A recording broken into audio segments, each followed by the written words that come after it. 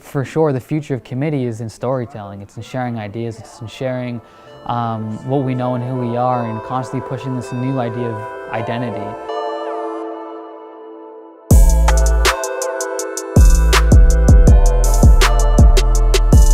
So the name community members actually is like kind of a play on words. In our community, in like the religious temples, men, they kind of run the spot. They're called committee members, and it's kind of funny because the community usually hates them because they're always causing like drama, or there's this or that.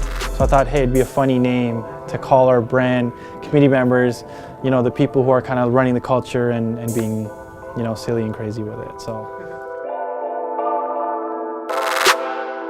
committee members for me is actually like our brand ethos is like the intersection of like identity and culture. You know, you could take that for whatever you want, but what's cool to me is seeing culture that was being created before my time or during my time. So the 90s is a huge reference for us.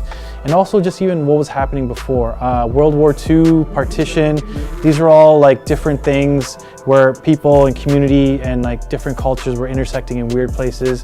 And I think it's been cool to like document those inspirations in a different way. So it definitely plays a role in our storytelling and what we want to say, for sure.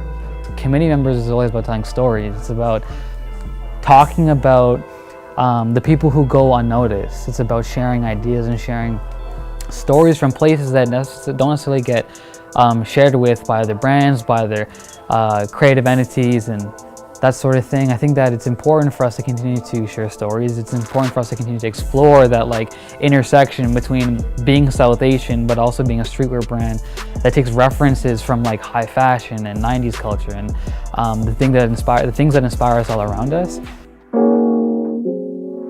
There's no one particular way that we design. Everything kind of comes down to what inspires us and what stories we want to tell.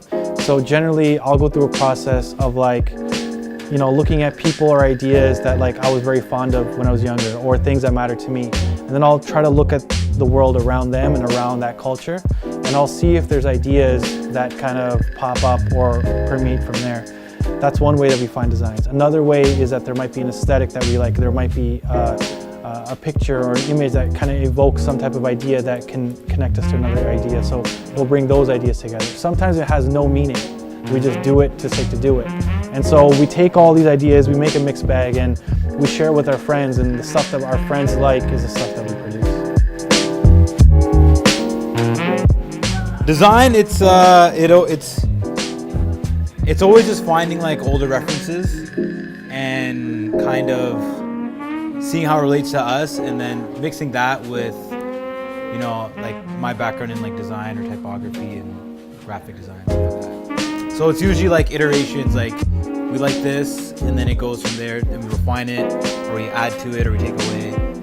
And then, so we just do very loose designs, and then we get people's opinions, and if they like them, then we go into like finalizing them, which is more nitty gritty, going to the details. And this thing, there's like a old tin box that was like from our childhood that my mom had, and she would put like spools of like thaga or like thread, and yeah, so it was like this weird kid thing I found. I found it again, and then I was looking at the type, and it looks very similar to what we have now. Not exactly, but it has like this weird, it almost looks Asian or like Indian or Desi, but it's English. So that font now, I was just referencing it. So I saw this much later, like I saw this like the other week, and I sent to my brother, and he was like, yeah, that looks very similar. So, I mean, maybe it's just in our brains from, and it, you know, you see something and you like it, and then it clicks at one point, but that's kind of how it's always been.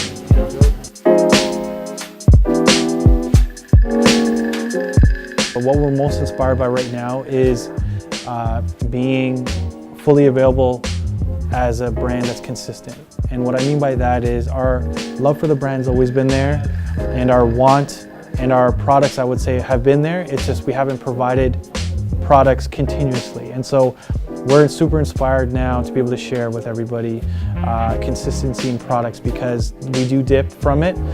And we have people that want the product, and so now we're just excited to be able to give it to them in a timely fashion.